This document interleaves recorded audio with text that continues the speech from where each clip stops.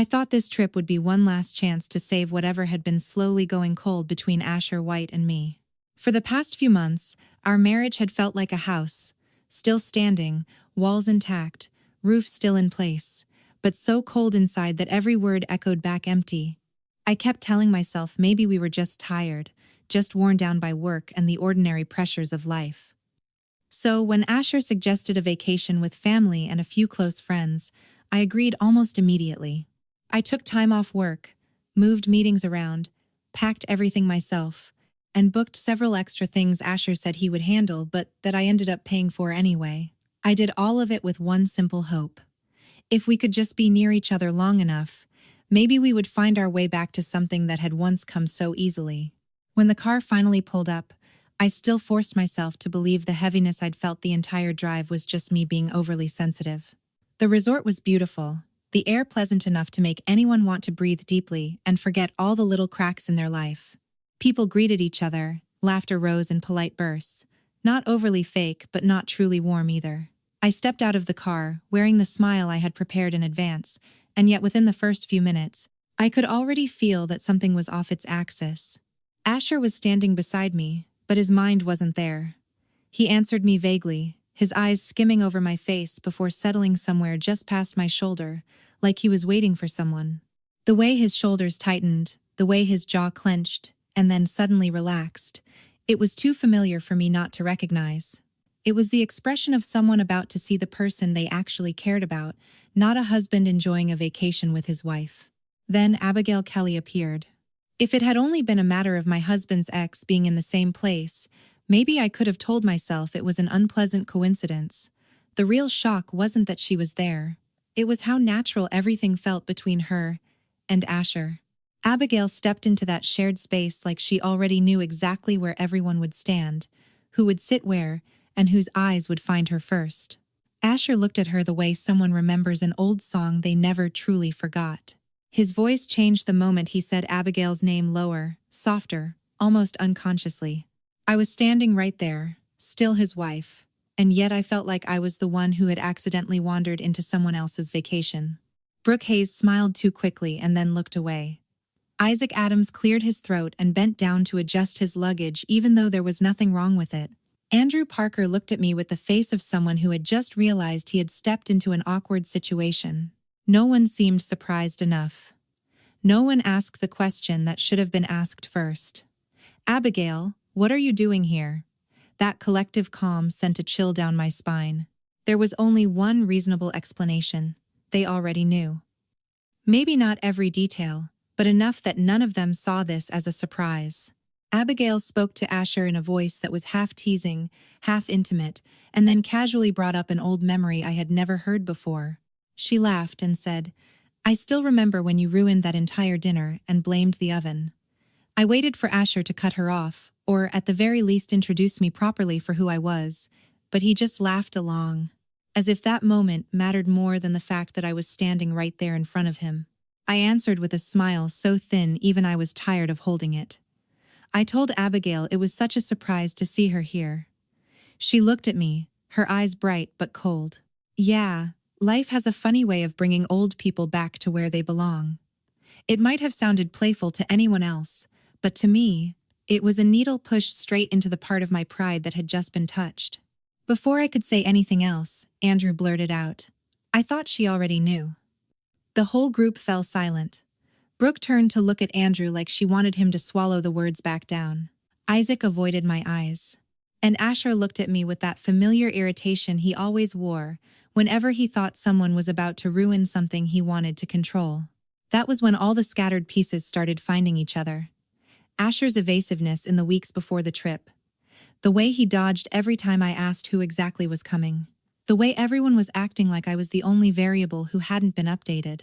Abigail had not shown up by accident.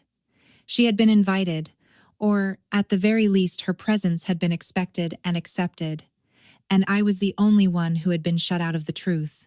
I pulled Asher aside and tried to keep my voice low enough that I wouldn't become the one ruining the atmosphere he was so determined to preserve. I asked him what this was supposed to mean. He didn't answer directly. He just told me not to make a big deal out of it, that we had only just arrived, that the mood was still fine, that I needed to calm down before anything had even started yet. That was the sentence that truly woke me up. An innocent husband would ask why his wife was hurt. Asher only cared that everything did not blow up too soon. He protected the group's comfort faster than he protected my feelings. And while I was still looking at him, trying to find one last trace of decency in his face, Asher stepped closer, lowered his voice, and it turned noticeably colder. He said he needed to talk to me privately about something important. I followed Asher to a quiet corner, my heart pounding with the sick feeling that in just a few more seconds, my marriage was about to be ripped apart in the cruelest way possible. When I turned back after seeing Asher's phone light up in Abigail's hand in the lobby, I was still trying to calm myself down, telling myself maybe I was overthinking it. I'd been saying that to myself all day, ever since Brooke Hayes kept avoiding my eyes. Ever since Maya Taylor abruptly switched seats at lunch so Abigail Kelly could sit next to Asher. Ever since Isaac Adams had looked restless, like he wanted to say something, and then thought better of it. But that night, when Asher asked me to step out onto the balcony so we could talk in private, I knew my instincts hadn't been wrong for a second. His voice was so cold that it made him feel like a stranger. "Asher, what is this?" He didn't hedge. There wasn't even a trace of guilt in his eyes. "You need to leave this trip early." I thought I must have heard him wrong. "What did you just say?" "I said you should go home first, tonight or tomorrow morning. The sooner, the better." I stared at my husband's face, waiting for a decent explanation, an apology, or at least some sign that he understood how cruel what he was about to say was. But Asher just leaned back against the railing, both hands in his pockets, so calm it was sickening. "Why?" He took a breath, as if he'd rehearsed this part over and over. "Abigail is here. You know that. There are things between her and me that were never fully resolved. I need time to figure that out. I want to see if we can continue from where we left off." I heard every word hit the ground like shards of glass. "You want to continue things with your ex-fiancé," I repeated, so slowly that even I felt chilled by my own voice. "And you're telling your wife to leave so the two of you have space to do that?" Asher clenched his jaw. "Don't make this more dramatic than it is." I laughed a short, dry laugh that sounded strange even to me. "I'm making it more dramatic?" "Asher, you just asked your wife to disappear from a family vacation so you can get back together with your ex. I just need clarity about my feelings." "And what about mine?" He looked at me the way someone looks at an administrative inconvenience. "That's exactly why I want you to go. It'll make things less awkward for everyone." "For everyone. Not for me." I turned and looked through the glass door into the room behind us. Brooke was sitting on the sofa with both hands wrapped around a drink, her eyes fixed on the floor. She didn't look up. Isaac was standing near the kitchen counter, jaw tight, with the expression of someone who knew and hadn't been able to stop it. Abigail was the only one who looked completely at ease. She was standing beside Maya, one hand tracing the rim of her wine glass, and when she saw me looking, she gave me the faintest smile. That smile said more than enough. I turned back to Asher. "Since when? This didn't happen as suddenly as you think." "I know," I said. "Nobody stages a whole performance that polished in one afternoon." He frowned. "Madeline, don't blow this up. I'm the one blowing it up? Or is it you? The man who brought his wife here to humiliate her in front of everyone." The door behind me slid open. Abigail stepped out slowly, as if she'd been waiting for exactly this moment. "Madeline," she said, her voice soft but sharp as a thin blade, "no one wants to hurt you. It's just that when a relationship never truly closes, sooner or later it has to be faced." I looked at her, then at the man standing beside me. "Then what about my marriage? What is it in this whole little production?" Asher answered before she could. "Don't make this uglier than it needs to be. If you leave quietly, it'll be easier for everyone." My throat tightened, not because I wanted to cry, but because something cold and painful was hardening into clarity. So that was my role here, the one expected to be reasonable, the one expected to disappear so no one else would feel uncomfortable. I hadn't been invited here to mend anything. I had been brought here so I could be removed at the exact moment they wanted me gone. If I lost my temper, they'd have the perfect excuse to call me unstable, difficult, the reason everything had turned into a mess. So I didn't give them that. I looked at Asher for a long moment, then gave a small nod. "Fine. Both he and Abigail froze. "I'll go," I said, so calmly that even Asher blinked like he couldn't quite believe it. "If that's what you want." Relief flashed across his face too quickly, so quickly it was humiliating.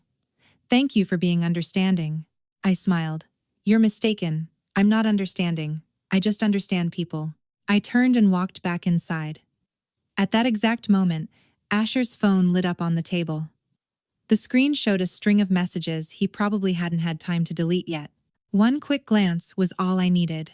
And in that moment, I knew exactly what little gift I was going to leave them. I looked at Asher for a few seconds after he said that, long enough that he was the one who had to look away first. There are moments when your heart hurts so badly it goes numb, and then your mind turns suddenly cold and clear, like glass. I didn't argue anymore. I also didn't give him the reaction he was probably waiting for: a breakdown, begging, or anger so he could paint me as the one ruining the vacation.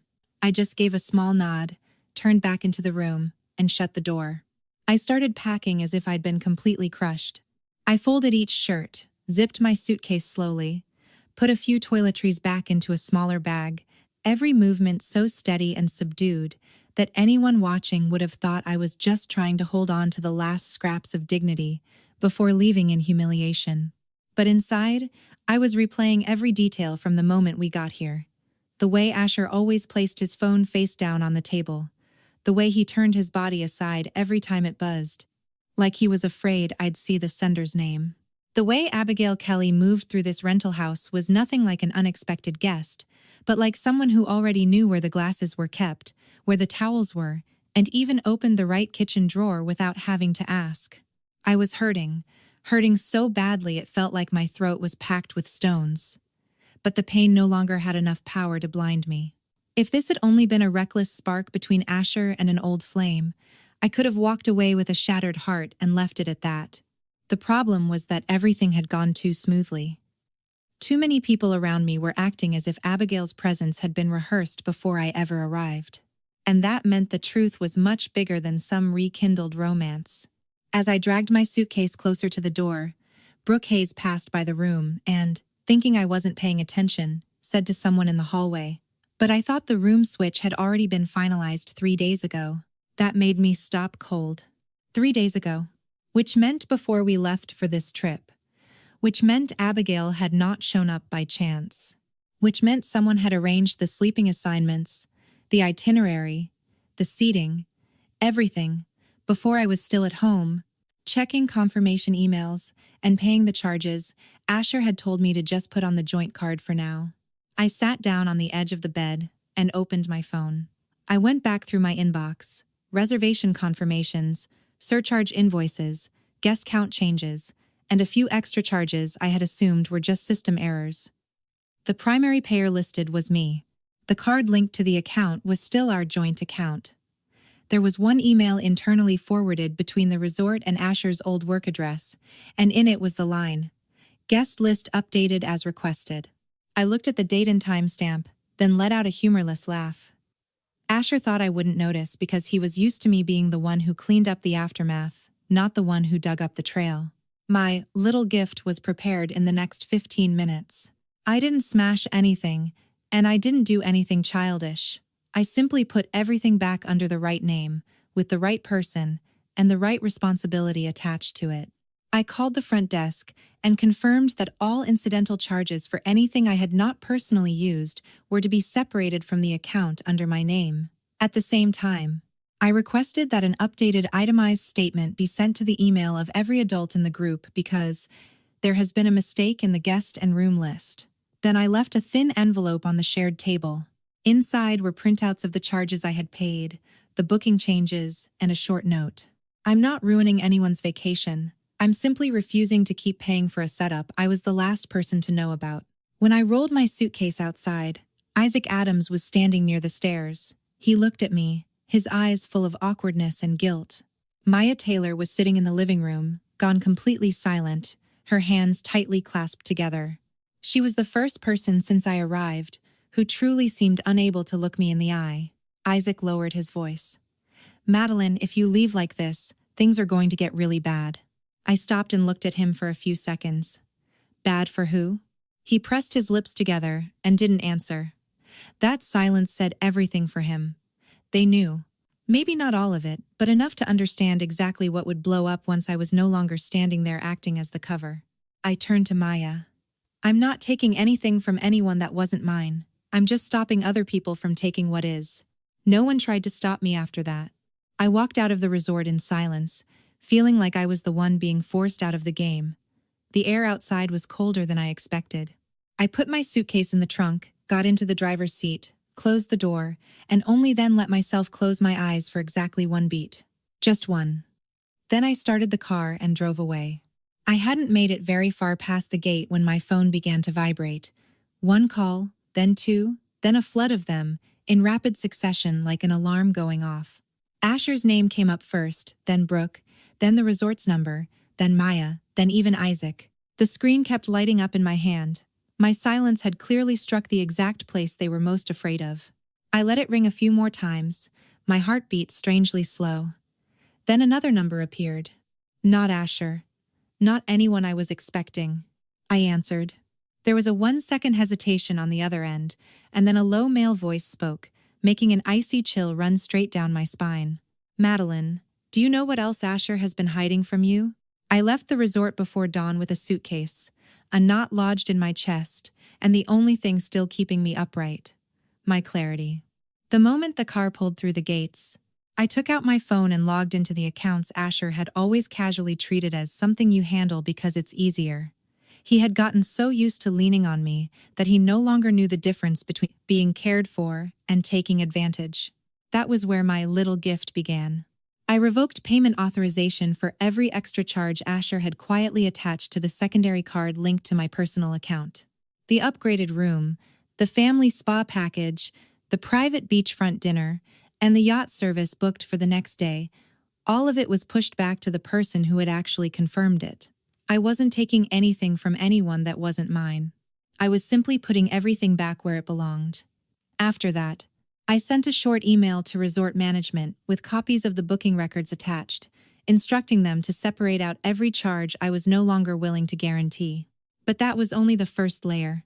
The second layer was a cluster of screenshots, messages, booking confirmations, and transfer records I had pulled together the night before.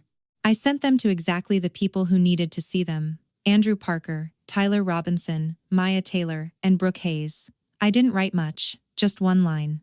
I think everyone deserves to know how this vacation was arranged and who is paying the price for it. 15 minutes later, my phone rang. Andrew called first. His voice was clipped, sharp, practical as a box cutter. Madeline, whose name is on the primary payment for this villa? Mine. Who added all the extra service packages? Asher used the authorization I'd given him before. There was silence on the other end for a few seconds, then Andrew asked again, each word landing hard. So he drags the whole family on vacation, brings Abigail here, and leaves you holding the bill? I think you just answered your own question. He swore under his breath and hung up. Then Maya called. Her voice wasn't soft the way it usually was. Madeline, I need you to tell me the truth. Asher told you to leave in front of Abigail, didn't he? I stared out the car window at the sky, slowly turning a pale, cold gray. Yes. She took a long breath. He's gone too far. Tyler sent me only one message. This is humiliating the whole family. But for the first time, I didn't hear that as blame aimed at me. I knew he meant Asher. Then the fire started spreading faster than I expected. Brooke sent me a short voice recording, probably taken in secret in the middle of the chaos. Andrew's voice came through first. Asher, explain this. Why was Abigail's booking added 3 weeks ago, before you told everyone she just happened to be here? Asher answered something, low and irritated, too muffled to make out clearly. But I heard Maya cut across him. Don't lie anymore. There's already too much proof. Then a woman's voice came through, stripped of all sweetness, all confidence.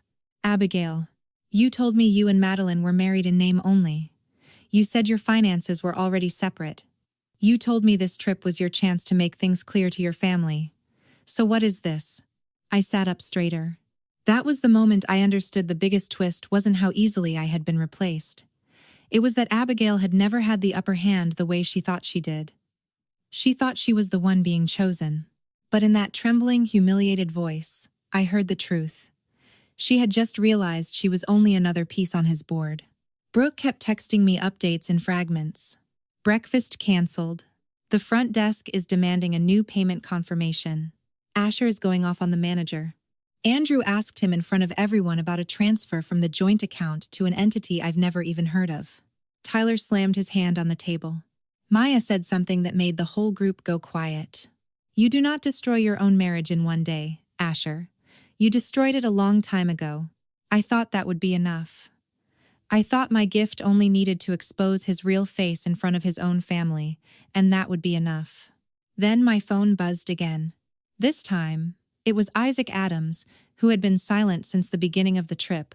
He sent me a photo of a document, the corner of the page crooked like he'd snapped it in a hurry while secretly opening a file folder. Under it was a message. Madeline, I think you need to see this before Asher finds a way to bury it too. I zoomed in on the image. I only needed to read the first line for my hands to go ice cold. It wasn't a document created during the trip.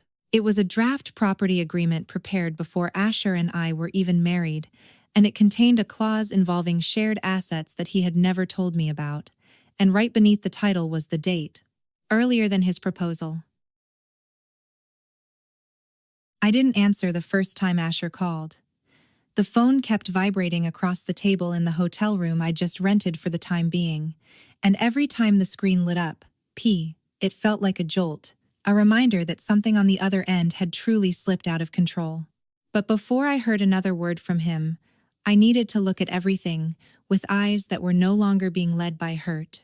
I reopened the email thread I'd been sending to myself for months, that habit of saving every receipt, payment confirmation, and screenshot of messages that I used to think was just me being careful. Now every little piece came together into a picture that made a chill run down my spine. The deposit for this family trip had originally come out of our joint account, but the room upgrades, private services, and several extra charges had quietly been shifted onto the secondary card in my name. There was even an expensive gift sent to the resort, and it wasn't addressed to me, it was addressed to Abigail Kelly. I kept scrolling through older transactions. A private dinner from 3 months ago, at the restaurant Asher had claimed, was for a business reception. A weekend hotel charge, he said, was for a conference, a money transfer with a clipped little note. So you won't worry. I had glanced at those things before and let them go, because marriage teaches people how to believe the unreasonable until they can't bear it anymore. Only now did I understand that this trip wasn't a moment of weakness or some old impulse resurfacing. Asher had planned an exit for himself in advance. If I exploded, he would become the husband dealing with a jealous wife, making a scene. If I quietly left, he would get exactly what he needed. A wife who voluntarily disappeared so he could keep his decent man image intact in front of his family. The pain inside me changed color then. It was no longer the feeling of being replaced by an ex, it was the feeling of being used like a prop in my own marriage.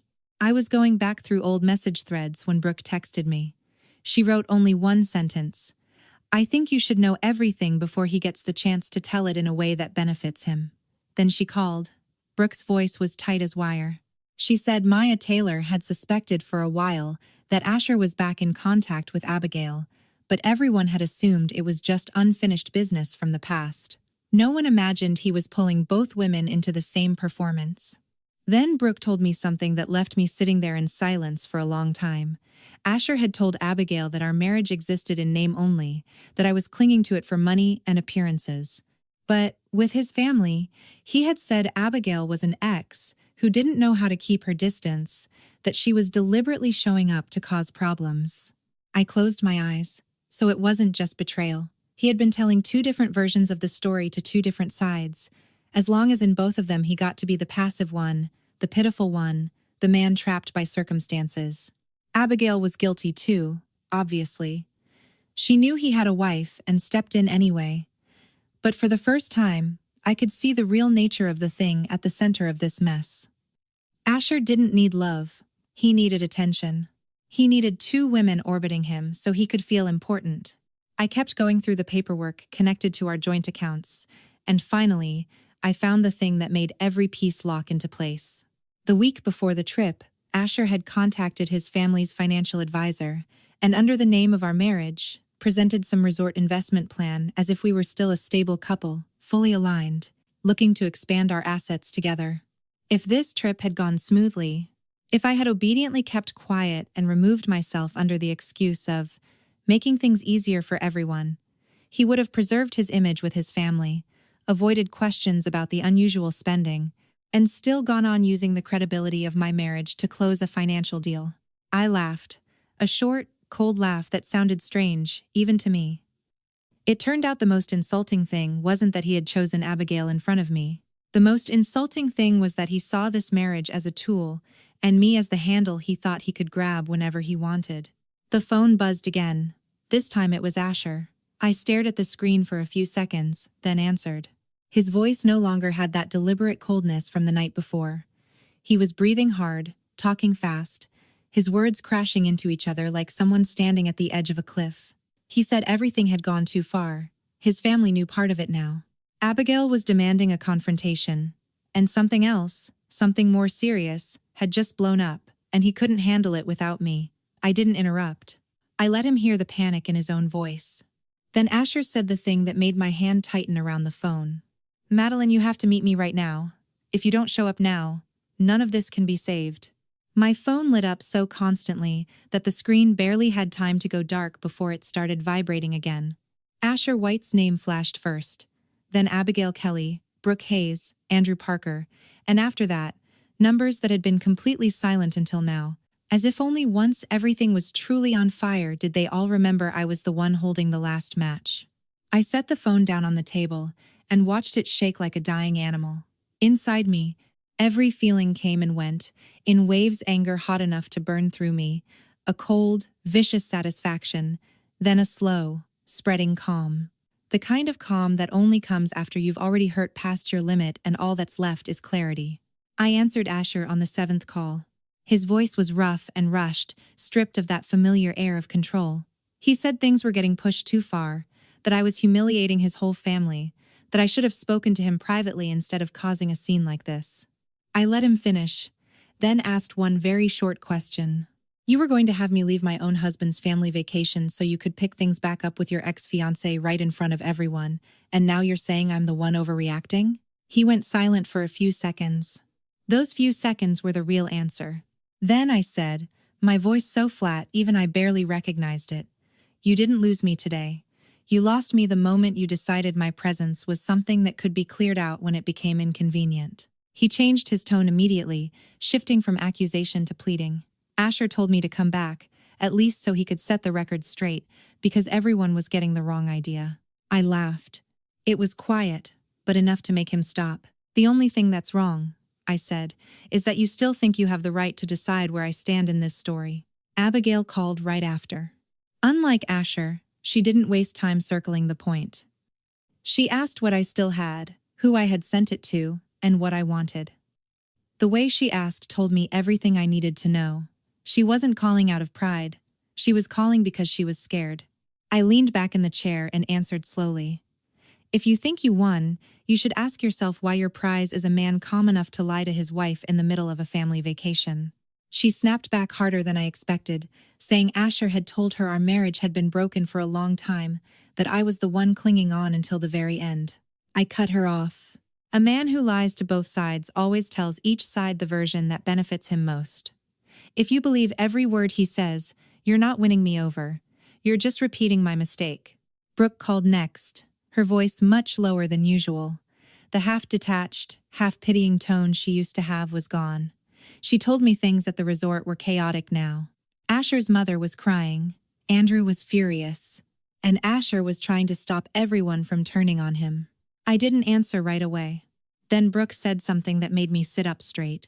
Madeline, you should know this sending you away wasn't impulsive. He'd been talking about it before you even got there. My grip tightened on the phone. Who told you that? Brooke didn't answer me. A text appeared almost at the same moment, from Tyler Robinson. He was the kind of man who almost never inserted himself into anyone else's private business. The message was only one line. If you need someone to confirm the truth, I will. I called him back immediately. Tyler's voice was deep and tired, as if in a single day he had aged years. He told me that on the first night, He personally heard Asher tell Andrew that if I would just agree to leave quietly, everything else would be easier to handle. It hadn't been a moment of weakness. It hadn't been an impulse. It had been a plan. Tyler also said he saw how furious Asher was when he found out my email had already been sent, not because he was heartbroken, but because I had moved before he had the chance to build a different version of the story. After that call, something in me settled completely. There was no need left to wonder if I had misunderstood, if I was being too sensitive, if I had made too much of it. When the truth is spoken out loud by someone else, it becomes very quiet. And in that quiet, I knew I wasn't cornered anymore. I opened the last archive folder on my phone. Inside were copies of transactions, messages, confirmation emails, and even a short voicemail Asher had left for a business partner, the one where he casually mentioned dealing with the marriage after the trip. My last card wasn't some more shocking secret. It was the fact that I had organized everything cleanly, carefully, and clearly enough that no one could twist me into the jealous, unstable wife. If I sent it out, this would stop being a family argument. My phone rang again. This time it was Andrew Parker. He didn't apologize, and he didn't blame me either. He just said, "You should come back, not to save this vacation, to end it yourself. Some things need to be said in front of everyone." I looked at my reflection in the screen, tired, but no longer confused. I sent one message to the whole group. "I'll come back. One last time." The second I set my phone down, a text from Asher appeared. It was short enough to be chilling. "If you knew the whole truth, you'd understand why I had to do it." I stared at that line for a long time, then picked up my car keys. If there was still one more mask left to tear off, I was going to be the one to rip it all the way down. I returned to the resort late in the afternoon, when the atmosphere there was nothing like it had been when I left. There was no more strained laughter, no more polite small talk, trying to patch together the image of a decent family. It all looked like someone had just ripped everything wide open with their bare hands, exposing the loose threads, the dust, the rot everyone had been trying to hide beneath a courteous tablecloth. Brooke Hayes was standing near the lobby entrance, and the moment she saw me, she stopped short. She didn't try to block me, she just quietly stepped aside. Andrew Parker was sitting on a bench farther inside, his elbows braced on his knees, his whole body heavy, as if he'd just heard far too much of what he never wanted to believe. Maya Taylor looked at me with a strange expression, no longer carrying that vague scrutiny from the first few days, but something more like guilt that had come too late. I understood then that no one had the strength left to pretend this was just some clumsy romantic misunderstanding. Asher White stepped out from the hallway on the left. The second he saw me, he froze. His face held a look I had never seen so clearly before, part anger, part fear, and part desperation to hold on to the last scraps of control. And Abigail Kelly, the woman who had once sat across from me with one leg crossed over the other and that taunting half-smile on her lips, was now standing a few steps behind Asher, her mouth pressed tight, her eyes red more from fury than hurt. Asher spoke first, his voice low and rushed. "Madeline, why did you come back? To make this even bigger?" I looked him straight in the eye. "No, I came back to end this in the exact place where you dirtied it." He frowned, as if those words alone had stripped him of his place as the one in control. "You're taking this too far. This is already complicated enough." I laughed, but there was nothing amusing left in me. "Complicated, Asher? You call telling your wife to leave a family trip so you can pick things back up with your ex-fiancé complicated? You call using our shared money to feed your unfinished feelings complicated? You call giving every person a different version of who I am complicated? You really are good at shrinking your own guilt with language." He stepped closer, lowering his voice as if he could pull me into a private conversation. "I'm stuck. You don't understand. Family, pressure, things with Abigail were never fully over, and then you kept making everything more tense." I cut him off. "Don't say you're caught between two women. You're not caught. You just want to keep both of us in your orbit, so you can always be the one being chosen, indulged, forgiven." The entire space went silent. I saw Isaac Adams turn his face away, as if that landed squarely on the thing he'd suspected all along, but never dared say out loud. Asher's jaw tightened. "You think you know everything about me?" "I don't need to know everything," I said. "I just need to see clearly. I walked into this marriage in good faith. You walked into it needing to be served, admired, and seen as a decent man while still leaving yourself an escape route for your ego behind my back. Abigail let out a short laugh, sharp as breaking glass. Wow, so in the end, you told her you still couldn't let me go, and you told me this marriage was just a mistake that needed time to fix. Asher spun toward her. Abigail, don't do this right now. No, Abigail said, and this time her voice trembled more with humiliation than anger. You dragged me into this. You told me Madeline was cold, controlling, that she made you feel suffocated, that all you needed was one chance to fix what should have been ours. You made me think I was the one you were choosing again. I looked at her, and for the first time, I didn't see a rival. I just saw a woman who had discovered she'd been used too, the same as me. I said slowly, "You didn't beat me, Abigail. And I didn't lose to you. We both just finally saw what this man really wants." Abigail turned to Asher, her eyes blazing. "You don't want me. You don't want her either. You want someone at home protecting your image, and someone out there making you feel like you're still worth chasing." Asher's face changed completely. "The two of you are turning me into a monster." I shook my head. "No, Asher. You did that yourself. I'm just done covering for you." I drew a breath and heard how strangely calm my own voice sounded. "I'm ending this marriage. Not because I lost. Not because she showed up. But because from the very beginning, you never saw me as a human being equal to you. You saw me as a coat of paint that made you look more decent in other people's eyes." The whole lobby went dead silent. I saw Asher swallow hard. He was about to say something, but Maya Taylor suddenly stepped forward. She looked straight at me, then turned to the others, her voice rough and hoarse. "There's something everyone needs to know. Asher didn't just make things up about this girl during this trip. For months, he's been telling the family Madeline had mental problems, that if everything blew up, no one should believe what she said." I stood there without moving. In that moment, I felt something finally drop all the way to the bottom. It was no longer pain. It was a cold, total severing. And I knew whatever came next would no longer be an argument about who won and who lost. It would be the final closing of the door on a marriage with no way back. When the final confrontation was over, I no longer felt any need to win against anyone. I was just tired, the kind of tired that comes after a storm has torn through, furniture shattered and scattered everywhere, and the only thing on your mind is getting out of the house before it collapses any further. I looked at Asher White one last time, in that room heavy with everyone's gaze, then said very slowly and very clearly that this marriage had ended the moment he told me to leave the family vacation so he could pick up where he left off, with Abigail Kelly. Every apology that came after, no matter how late or how desperate, could not turn time backward. I won't pretend I wasn't hurt. I was hurt because I was betrayed in the one place that should have felt safest.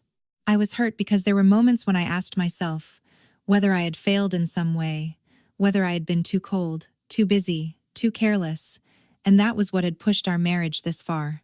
But once all the secrets were dragged into the light, once all the lies crashed into each other and shattered, I finally understood that some cracks were never made by me. I was simply the person forced to live inside a room that had been fractured for a long time, while someone else kept painting over the surface every day and telling me everything was fine. The fallout from my little gift did not end with a few frantic phone calls or a ruined family vacation. Asher had to stand in front of his own family and answer for every choice he had tried to hide behind that calm, composed image of himself. The decent, respectable persona he had spent years building collapsed faster than he ever imagined.